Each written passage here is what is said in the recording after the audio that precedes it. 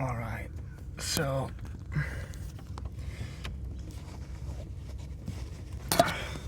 this is where it's coming out now. It's sealed pretty tight. It's just the way I did the hole is just take a regular kitchen knife and drive it along the screwdriver I used to puncture an initial hole, because just the screwdriver is just less risky in terms that you hit anything that you really shouldn't hit. There's already a hole here, but you see there's exposed wire. I did not want to go near that, so I just made a new hole with a good distance.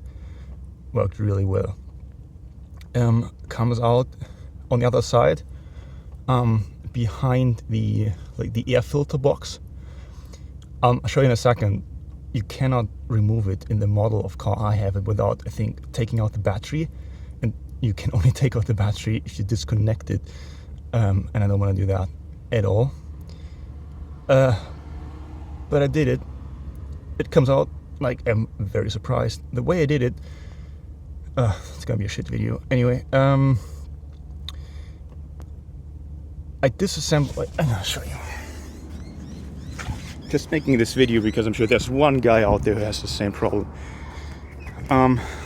This is the engine compartment of a Nissan X-trail 2008 model, a T31 version. Normally, like, the air intake goes around here. It will sit here. Taking this out is kind of straightforward. A bit like this is stuff you can find on the internet, and ChatGPT will tell you how to do it. Just take out these pins and hold it here. You have to disconnect this from this. Shouldn't introduce sand to your air system. Fuck. Here you have to like poke it in from the side in order to get it out. It can be a bit tricky, but doable. Undo this screw.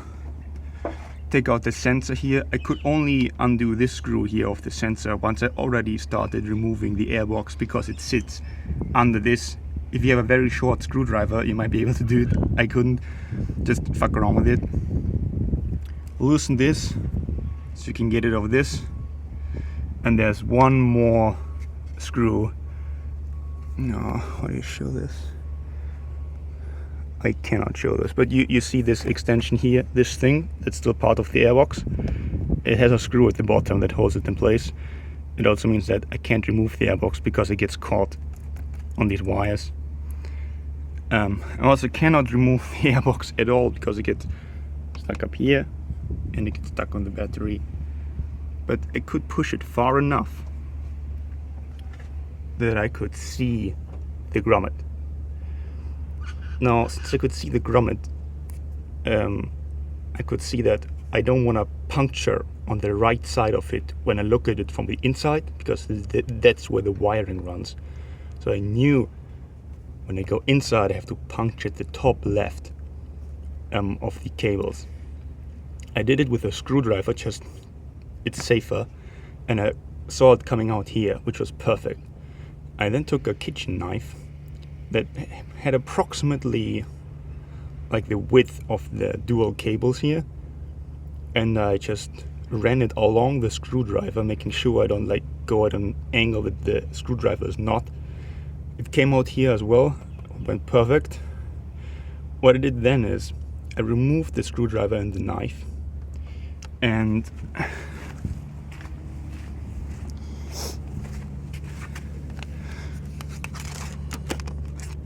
I wrapped around like a very thin piece of wire. I wrapped it around the screwdriver.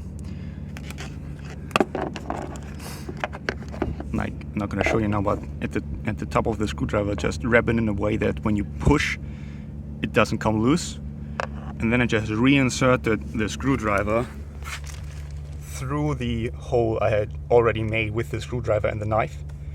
And it came out on the other end with the wire attached to it. Now, once the wire was on the other side, I just pulled it through. And then what I did is this is the end of the actual wire that goes from the battery to the DC-DC charger in the back. I just tied this piece of wire to the narrowest part directly behind the electrodes, and then wrapped it as best as I could with tape, making sure that every sharp edge, any protrusions are nice and smooth so it doesn't catch on anything and it gets easier to pull it through, and that like it gets thinner in a even way. It just makes the whole process like much smoother, so there's no bump it has to go through. This then I tied to, like, I come from the other side obviously, like I come from the engine side. Sorry about the car noise in the background. I then tied the wire that I connected to this to the other wire that I had run with the screwdriver towards the engine compartment, and tape it up as well, so there's no like protrusions, nothing it caught on. Make sure you do this properly in terms of like connecting the wire. So you can look this up, like make like a figure 8 kind of knot with the wire, so if you pull it gets tighter and you don't like pull it loose. And that's basically it. Just make sure you go the right way when you're in the engine, so you don't run it in a way around the airbox that you don't want it to run. I'm not even sure that the way I did it is the best way to do it, but I made sure at least that it runs on the right side of the airbox. I just know that once the airbox is back in where it's supposed to be, there will be enough space here, like next to this cable here, to run up on the right side between this thing in the airbox to then come around and go to the battery. And that's basically the entire thing. And then you just take the piece of wire that you push through with the screwdriver and pull and pull and pull and pull. It was much more straightforward than I thought it would be. Just pull it, came straight through. This thing here came straight through.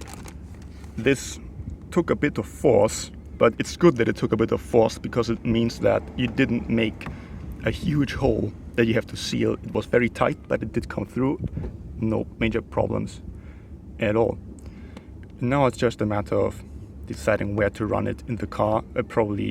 I'm lazy and I want to be able to access it. I'm just gonna run it at the bottom of the car. I'm not even gonna hide it, just tug it in.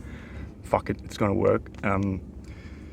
Yeah, just if anybody has the same problem of how to run a wire from your main battery to your secondary battery in a Nissan X-trail T31 2008 model, there's gonna be one guy. There's gonna be one guy out there. This is how I did it, and this is how you get it through the firewall without fucking anything up and without having to disconnect your battery or paying a shit ton of money.